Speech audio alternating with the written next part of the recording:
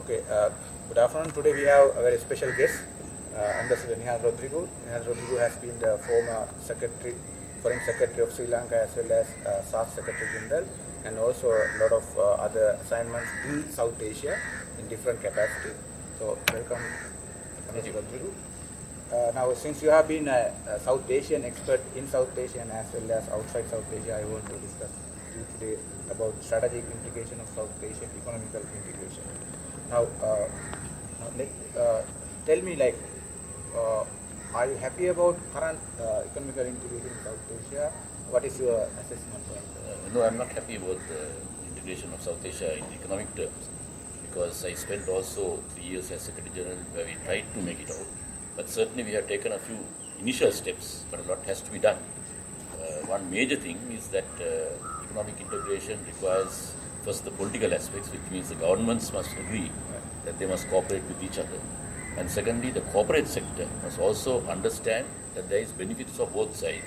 Sometimes even for a small country like Sri Lanka and a big country like India, or even say a country like China, because you have different approaches.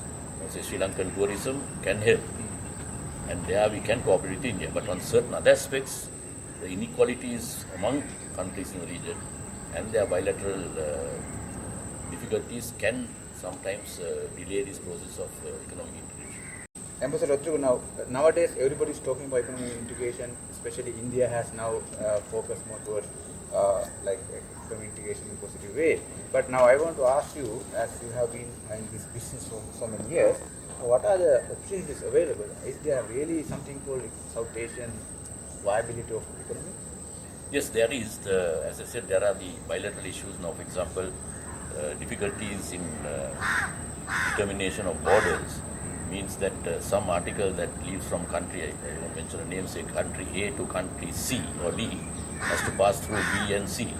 And if each of those borders, there is an additional customs duty even to pass through, by the time the item reaches country D, its value has increased by enormous amount. So that now what is happening is in South Asia, they are trying to work out with the help of the ADB also to see whether certain items can pass through even in a difficult border without having to stop. Sometimes they have to unload the entire baggage, wait for a car or a bus or whatever it is to come from the other country and pick it up, which means delay.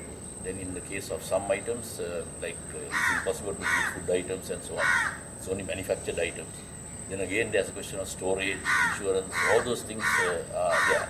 Then within countries, particularly a large country like India, there is also different regulations in different states of India. And one of our very well-known biscuit manufacturers in Sri Lanka wanted to actually build a factory in India, because Indians like this business very much. But it's only after he has spent some money that he discovered there were different rules in the state of Tamil Nadu as against the Indian government's. He would import the thing to Mumbai, and then if he was going to take it to Chennai again, when he crosses the border, he has to pay more. So those things had to be implemented. And of course, that is, I think, developing now. Because as you know, Pakistan, which did not give most favored nation to India, and the last summit in Abu Dhabi, they agreed on that. And also India has reduced the number of items on which they don't give security bound protected items and so on. Those also have been reduced quite well. So those will help take time. But now, say for example, let's say we can have a strategically integrated or economically integrated South Asia. But what are the security and related issues which we face to have integrated South Asia? Well, on the security aspect, of course, if your border problems are settled and your bilateral issues have been settled, then you still have the problems like, for example, look at the Indian Ocean region as such.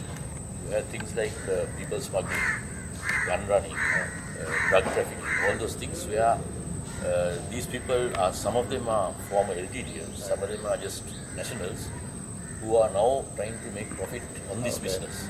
For example, people smuggling. From Sri Lanka, some people from Pakistan as well as India get into those boats and try to smuggle themselves to Australia. Smuggling hub.